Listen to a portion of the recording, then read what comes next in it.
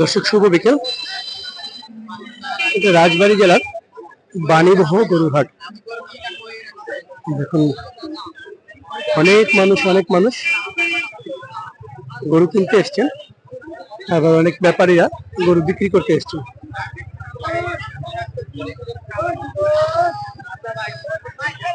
চলুন আজকে বাণীবহ হাটে বিভিন্ন রকমের গরু দেখাবো, ছোট বড় মাঝারি সব সাইজের গরু দেখাবো এবং সেই গরুগুলোর দাম জানাবো। এখানে ব্যাপারীদের গরু আছে, আবার গৃহস্থদের গরু আছে, অনেক গরু। চলুন দেখি। ছোট ভাই, গরু কটা আনছো? বিক্রি হয়েছে? একটা বিক্রি করছো কত? 73,000। 73,000 একটা বিক্রি করছে। আর এই যে একটা আছে হাতে, এটা কত বিক্রি করবেন? এটা বিক্রি হয়েছে 73,000।